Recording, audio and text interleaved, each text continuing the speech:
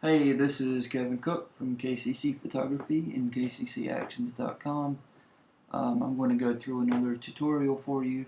This one is more about those summer tones and beautiful light warm colors that you see that we actually use all the time in the summer.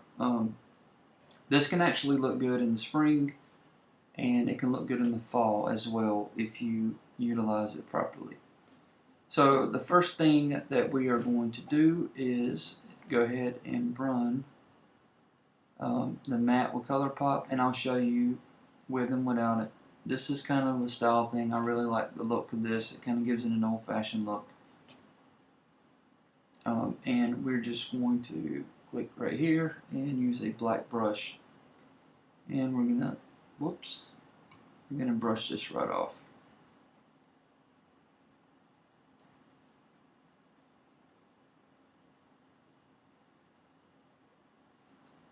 And this is kind of like a base layer, and then we'll just set the opacity to whatever you like. Okay, so now we're going to go into the Summer Love action, and you'll see instantly what it does. Basically, it's going to create some really warm colors, and it's kind of built in to bring out all of these colors, the yellows, the warm reds, even some of the greens will get a little bit more contrast and pop. So as soon as this is done, I'll tell you why it's doing this. I'm working in 8-bit today because of the tutorial and all these things going on, just to make it a little bit faster. You should always be working in 16 bits. Okay, so you can see what it did with and without, and it kind of just warms everything up. There's lots and lots of stuff in here that you can actually do. You can pop the tones, you can make it more hazy if you want to do that. That's kind of like a popular thing right now. There's also a cool down, and that's just going to cool everything down a little bit if you go a little bit too far, or you can come down to warmth and pull the slider down for this. The summer glow is going to affect all these beautiful colors, so if you wanted to reduce that, you can. And then the sunset tones is going to be more around the top area. Okay, so I'm just going to leave it as is for right now, and I'm just going to pull the slider down for the whole thing globally, and we are going to grab a light, and I'm going to be using this one because I've already got it open, and I've used it a couple times in these tutorials, but there's lots of cool ones in there that you can choose from. And I'm just going to open this up and kind of scale it just a little bit wider, just for the top, and then we'll kind of adjust it here in a second. So just like earlier, we are going to set this to screen mode, and it's going to create a soft light here at the top. Now, in order to keep this light to really glow, you're going to want to put this at the top.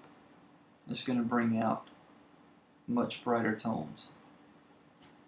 And then you can just set the opacity a little bit lower if that's what you decide to do.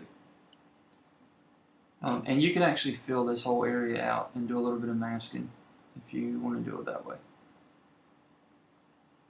So that's the gist of how this works. I'm going to add something that I personally like, and it is the pop the subject.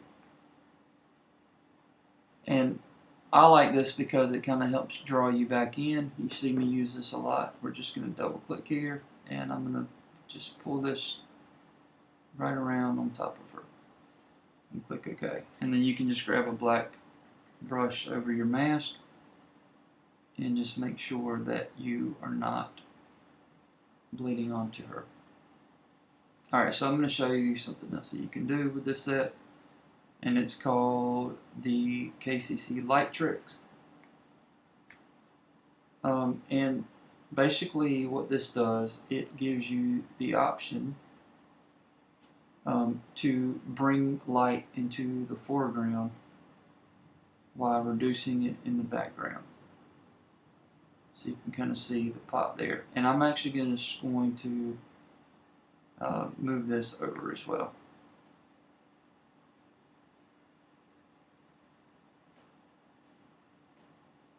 just to kind of brighten her up.